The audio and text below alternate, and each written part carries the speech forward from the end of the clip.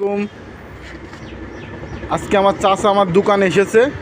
আমার চাচা, এই যে আমার ছোট চাচা জাহিদ চাচা, আর এই যে আমার আপন চাচা। আমার চাচা একটু কিছু বলেন দর্শকদের উদ্দেশ্যে। আজকে বাংলাদেশের রাজনীতি কি বলবো বলে, আজকে বাংলাদেশের ভেতরে যারা চোর তারা পালিয়েছে, আর যারা অরিজিনাল গণতন্ত্রকে বিশ্বাস করে, শহীদ জিয়া রহমান সাহেব উনি একটা আদর্শবান ছিলেন।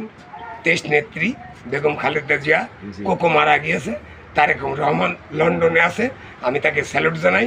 তার সাথে আমি মিশেছি, তার সাথে ঢাকায় গুলশানে সেনাভবনে গিয়েছি, তার সাথে বসেছি, তার সাথে খেয়েছি। তারেক জিয়া নিঃসন্দেহে একটা ভালো মানুষ।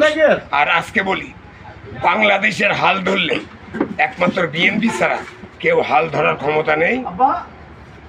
বিএনপির জাতীয় বাংলাদেশ আওয়ামী লীগের আজকে কবর হয়ে গিয়েছে। আর যুব দল, কৃষক দল, শ্রমিক দল, আর আমরা এটা শ্রমিক, আমরা এটা সাধারণ ড্রাইভার বলেন। আমরা আপনাদের দোয়া চাই, আপনাদের সাহায্য চাই। আজকে যেন বেগম খালেদা জিয়া চেয়ারপারসন, উনি যেন রাষ্ট্র পরিচালনা করে সুন্দরভাবে। ওনার শারীরিক রোগ আল্লাহ পাক যেন মুক্ত করে, উনি যেন ভালো থাকে, উনি যেন সুস্থ থাকে, ওনার জন্য দোয়া করি। আমার নেত্রীর আসসালামু আলাইকুম।